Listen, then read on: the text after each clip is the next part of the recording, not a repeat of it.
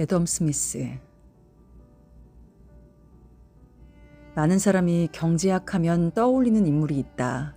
바로 애덤 스미스이다. 영국 출신인 그는 경제학의 아버지라고도 불린다. 경제학이라는 학문이 없던 시절 그가 쓴 국부론을 통해 근대 경제학이 시작되었기 때문이다.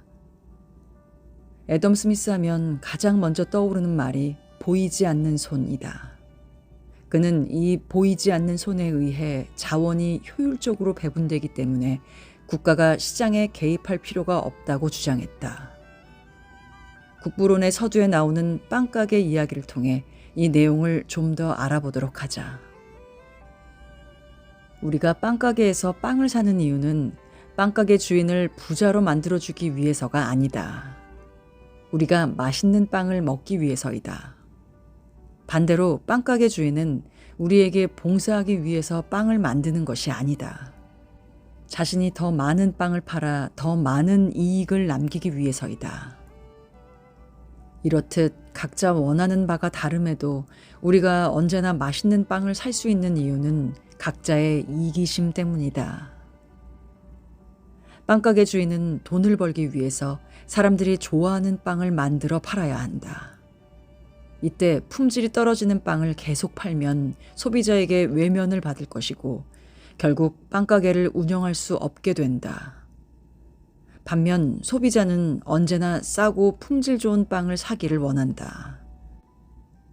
이처럼 각자의 이익을 보다 크게 하려는 이기심이 시장에 작동함에 따라 사회 전체적으로도 조화를 이루는 것이다.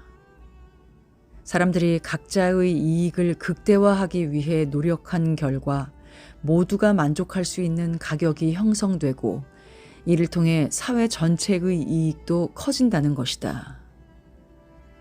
그렇다면 사람들이 각자의 이기심을 쫓아 행동함에도 불구하고 경제가 성장할 수 있는 배경에는 무엇이 있을까?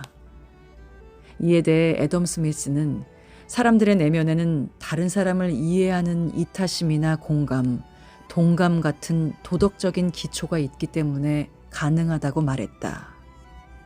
그의 이러한 생각은 국부론 이전에 출간한 도덕 감정론에도 잘 나타나 있는데 사실 보이지 않는 손이라는 개념이 처음 등장한 것도 도덕 감정론에서였다. 스스로를 경제학자가 아닌 도덕 철학자로 생각했던 그였기에 경제의 원리를 인간의 본성 속에서 찾으려 했던 것은 어쩌면 당연한 결과일지도 모르겠다.